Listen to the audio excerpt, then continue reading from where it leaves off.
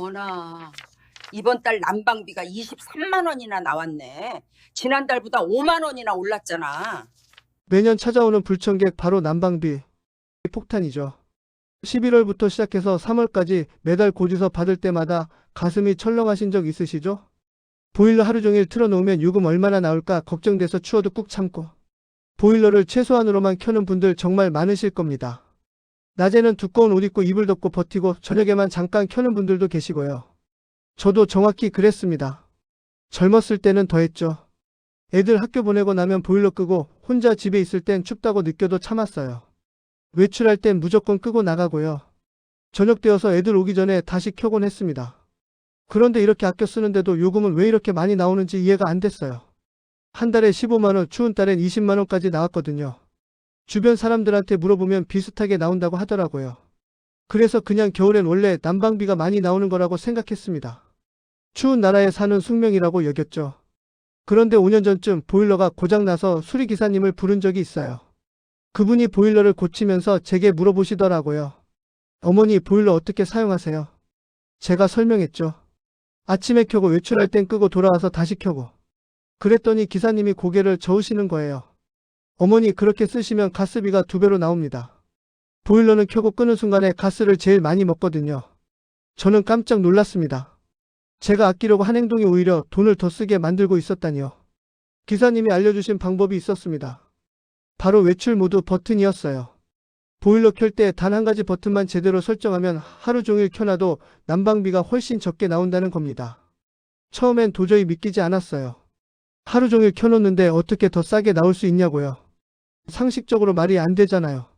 하지만 기사님이 설명해 주시더라고요. 보일러의 원리를 이해하면 당연한 거라고. 반신반의하면서 한번 해봤습니다. 그랬더니 정말이더라고요. 다음 달 고지서를 보고 깜짝 놀랐어요. 35,000원이 줄어들어 있었거든요. 그때부터 저는 외출 모드의 열렬한 지지자가 됐습니다.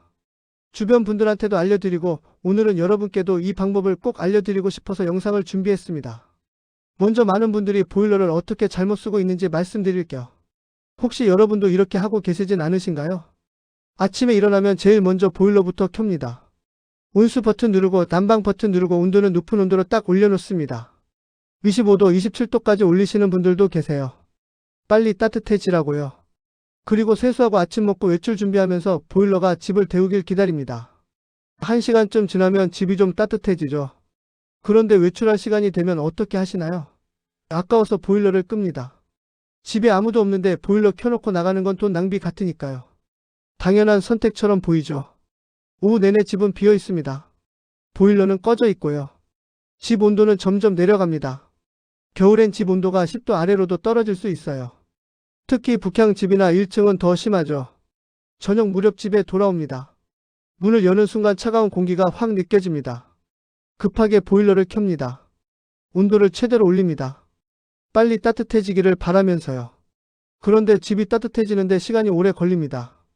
1시간, 2시간이 지나도 춥습니다. 바닥도 차갑고 벽도 차갑거든요. 그동안 두꺼운 옷 입고 이불 덮고 버텨야 합니다. 밤이 되어서야 집이 좀 따뜻해집니다. 그리고 자기 전에 보일러를 어떻게 하시나요? 또 끕니다. 자는 동안 계속 켜놓으면 돈 아깝다고 생각하시니까요. 다음날 아침 똑같은 일이 반복됩니다. 추운 집에서 일어나고 보일러 켜고 따뜻해지길 기다리고. 이게 바로 가장 비효율적인 방식입니다. 많은 분들이 이렇게 쓰시는데 사실 이게 난방비를 가장 많이 나오게 만드는 방법이에요. 왜 그럴까요? 보일러의 작동 원리를 이해하면 답이 나옵니다. 보일러는 자동차랑 정말 비슷해요. 차도 출발할 때 기름을 제일 많이 먹잖아요. 정지 상태에서 움직이기 시작할 때 엔진의 부담이 가장 크거든요. 그런데 일단 달리기 시작하면 기름 소모가 훨씬 적어집니다. 일정한 속도로 달릴 때가 가장 효율적이에요. 보일러도 똑같습니다. 보일러는 켜고 끄는 순간에 가스가 가장 많이 소모됩니다. 왜냐하면 차가워진 집 전체를 다시 데워야 하니까요. 벽, 바닥, 가구 모든 게 차갑게 식어있는 상태를 다시 데우려면 엄청난 에너지가 필요합니다. 구체적으로 예를 들어볼게요. 집 온도가 10도까지 떨어졌다고 생각해 보세요. 이걸 20도로 올리려면 10도를 올려야 하죠. 이게 얼마나 큰 에너지인지 아세요?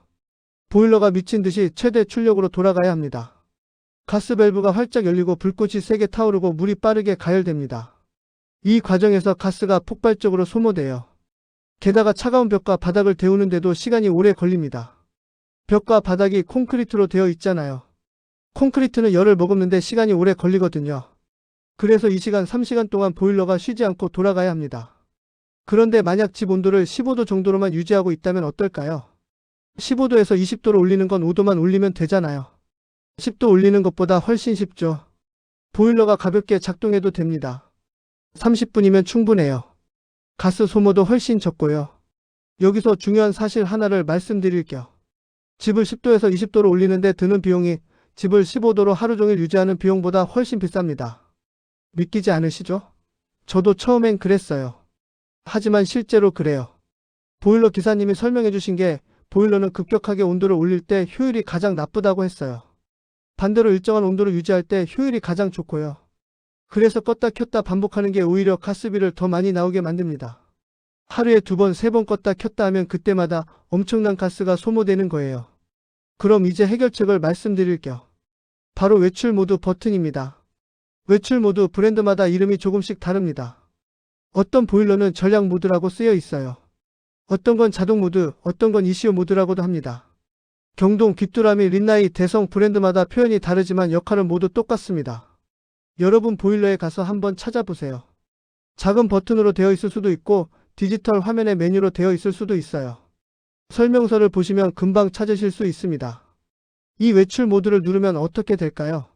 보일러가 완전히 꺼지지 않습니다. 이게 핵심이에요. 꺼지지 않고 계속 작동을 하는데 아주 약하게만 작동합니다. 구체적으로 설명하면 이렇습니다. 외출 모드를 켜놓으면 보일러가 집 온도를 계속 체크합니다. 온도가 일정 수준 아래로 떨어지려고 하면 살짝 가동됩니다. 그리고 다시 꺼집니다. 이렇게 해서 집 온도를 대략 15도에서 17도 정도로 유지합니다. 완전히 따뜻한 건 아니지만 얼어붙지도 않는 온도예요. 벽과 바닥이 차갑게 식지 않는 정도로만 유지하는 겁니다. 왜 이게 중요할까요? 집이 한번 차가워지면 다시 데우는 게 정말 힘들거든요. 특히 우리나라 집들은 대부분 콘크리트로 되어 있잖아요. 콘크리트는 한번 식으면 다시 데우는데 엄청난 시간과 에너지가 듭니다. 그런데 콘크리트를 따뜻하게 유지만 해놓으면 언제든지 쉽게 더 데울 수 있어요. 이게 바로 외출 모드의 원리입니다. 쉽게 비유하자면 이렇습니다. 냉장고에 있던 고기를 요리한다고 생각해 보세요. 꽁꽁 언 고기를 바로 익히려면 시간도 오래 걸리고 불 조절도 어렵죠. 하지만 미리 해동해 놓은 고기는 금방 익습니다. 집도 마찬가지예요. 꽁꽁 언 집을 데우는 것보다 미리 해동되어 있는 집을 데우는 게 훨씬 쉽고 경제적입니다. 외출 모드는 바로 이 해동 상태를 유지해주는 기능입니다. 집 전체가 얼어붙지 않도록 최소한의 온도를 유지하는 거예요. 그러면 갑작스러운 폭발 난방을 할 필요가 없어집니다. 집에 돌아와서 보일러를 켰을 때 15도에서 20도로 올리는 건 30분이면 충분하거든요. 가스도 조금만 쓰고요. 제가 직접 실험을 해봤습니다. 한 달은 제가 원래 하던 방식대로 했어요. 아침에 켜고 외출할 때 끄고 저녁에 다시 켜고 이런 식으로요. 다음 달은 외출 모드를 계속 켜놓고 지냈습니다. 아침에도 외출 모드, 외출할 때도 외출 모드, 저녁에는 난방을 조금 올리고 이렇게 한 달을 보냈어요. 결과가 어땠을까요? 놀랍게도 외출 모드를 쓴 달이 무려 35,000원이나 적게 나왔습니다. 그것도 더 따뜻하게 지냈는데 말이에요.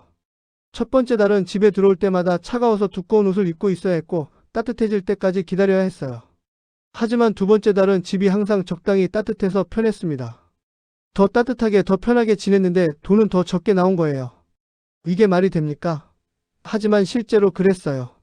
이유를 알아보니 이랬습니다. 보일러에는 효율이 가장 좋은 온도 범위가 있어요. 너무 차가운 상태에서 급하게 데우려고 하면 보일러가 과부하 상태로 작동하면서 효율이 떨어집니다. 하지만 일정한 온도 범위에서 유지하면 보일러가 가장 효율 좋은 상태로 작동할 수 있어요. 적은 가스로도 충분히 집을 따뜻하게 유지할 수 있는 겁니다. 이제 외출 모드와 함께 쓰면 더 절약되는 보일러 설정 꿀팁을 알려드릴게요. 첫 번째, 권장 실내 온도는 20도에서 22도입니다. 이 범위가 가장 효율이 좋아요. 너무 높게 설정하면 보일러가 계속 돌아가니까 가스비가 많이 나옵니다. 사실 20도만 되어도 집안에서 생활하기에 충분히 따뜻합니다.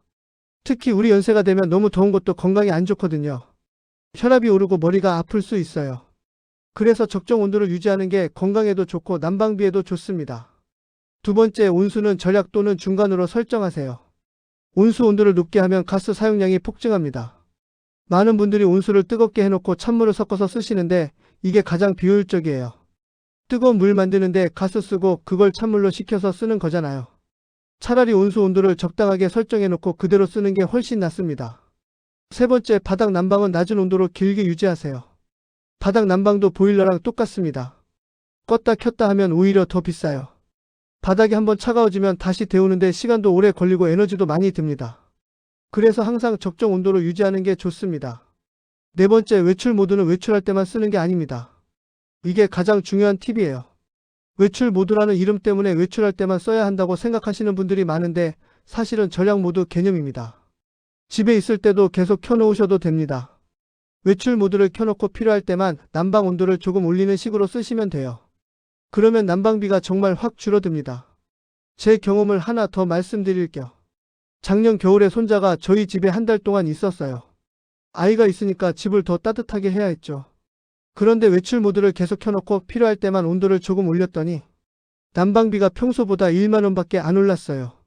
예상했던 것보다 훨씬 적게 나온 거예요. 그때 확신했습니다. 외출 모드가 정말 효과가 있구나. 여기서 한 가지 더 알려드릴 게 있습니다. 보일러 청소도 중요해요. 보일러 내부에 찌꺼기가 쌓이면 효율이 떨어집니다. 그러면 같은 온도를 유지하려고 해도 가스를 더 많이 써야 해요. 그래서 1년에 한 번 정도는 보일러 청소를 하시는 게 좋습니다. 보일러 회사에 전화하면 기사님이 와서 해주세요. 비용은 5만 원에서 7만 원 정도인데 이거 하나로 한 달 난방비가 1만 원씩 줄어든다면 충분히 가치가 있죠. 이제 정리해 볼까요? 겨울철 난방비를 확 줄이는 보일러의 그 버튼, 바로 외출 모드입니다. 외출 모드는 집 온도를 최저한으로 유지해서 갑작스러운 폭발 난방을 방지합니다. 그래서 하루 종일 켜놔도 껐다 켰다 반복하는 것보다 훨씬 경제적입니다. 외출 모드와 함께 적정 온도 유지, 온수 절약, 바닥 난방 일정하게 유지, 이 네 가지만 지키면 난방비를 20%에서 30% 절감할 수 있습니다. 올겨울은 괜히 춥게 지내지 마세요. 외출 모드 버튼 하나만 제대로 눌러서 따뜻하고 난방비는 적게 나오는 겨울 보내시길 바랍니다. 혹시 궁금한 보일러 기능이나 더 큰 절약 효과를 위한 설정이 알고 싶으시면 댓글로 알려주세요. 다음 영상에서 더 유용한 난방 꿀팁 가져오겠습니다. 구독과 좋아요는 더 좋은 영상을 만드는 데 큰 힘이 됩니다. 여러분 모두 따뜻한 겨울 보내세요. 감사합니다.